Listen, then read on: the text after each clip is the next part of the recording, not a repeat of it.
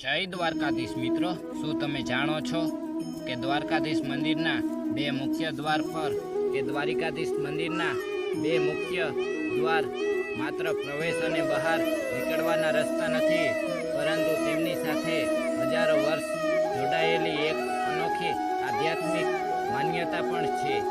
એ આપણે જાણીશું કે દ્વારિકાધીશ મંદિરના સ્વર્ગદ્વાર અને મોક્ષ દ્વાર વિશે એવી રસપ્રદ માહિતી જે દરેક ભક્તોને જીવનમાં એક વખત જરૂર સાંભળવી જોઈએ. દેવભૂમિ દ્વારકામાં આવેલું આ ભગવાન શ્રી કૃષ્ણનું જગત મંદિર ભારતના 4 ધામોનું એક છે. દર વર્ષે લાખો ભક્તો અહીં દર્શન કરવા માટે આવે છે, પરંતુ ઘણા લોકો મંદિરના આ બે દ્વારો સાચું મહત્વ જાણતા નથી. સૌ પ્રથમ વાત કરીએ સ્વર્ગદ્વારની. સ્વર્ગદ્વાર એ મંદિરનો મુખ્ય પ્રવેશ દ્વાર છે. ભક્તો આ દ્વારથી ભગવાન દ્વારકાધીશના દર્શન કરવા માટે પ્રવેશ કરે છે. આ દ્વાર પાસેથી ગોમતી ઘાટ તરફ જતા ચોપાન પવિત્ર પગથિયાં આવેલા છે. ઘણા ભક્તો પહેલા ગોમતી નદીના સ્નાન કરે છે અને ત્યારબાદ આ પગથિયાં ચડીને ભગવાનના દર્શન કરવા જાય છે. હિન્દુ પરંપરા અનુસાર ગોમતીમાં સ્નાન કરીને ભગવાનના દર્શન કરવાથી વિશેષ પુણ્ય પ્રાપ્ત થાય છે. સદીઓથી આ પરંપરા આજે પણ યથાવત ચાલી રહી છે. હવે વાત કરીએ મોક્ષ દ્વારની. ભગવાનના દર્શન પૂર્ણ થયા પછી ભક્તો સામાન્ય રીતે મોક્ષ દ્વાર બહાર નીકળે છે. આ દ્વારનું નામ લેતા જ આધ્યાત્મિક મહિમા દર્શાવે છે.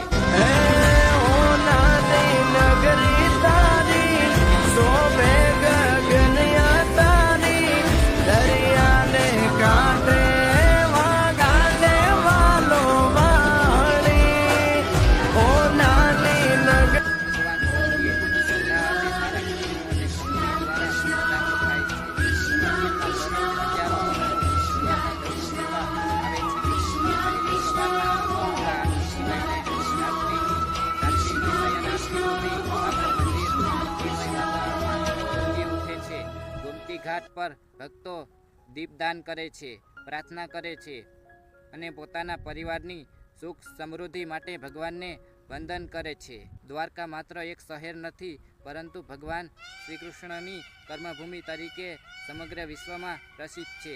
અહીંયા દરેક સ્થળ ભક્તોના આધ્યાત્મિક શાંતિનો અનુભવ કરાવે છે. સ્વર્ગ દ્વારથી પ્રવેશ કરીને ભગવાનના દર્શન કરવા માટે મોક્ષ દ્વારથી બહાર નીકળવું અનુભવ દરેક ભક્ત માટે યાદગાર બની રહે છે. જો તમને પણ ક્યારે દ્વારિકાધીશના દર્શન કરવાનો મોકો મળ્યો હોય તો કોમેન્ટમાં જય દ્વારકાધીશ જરૂર લખજો.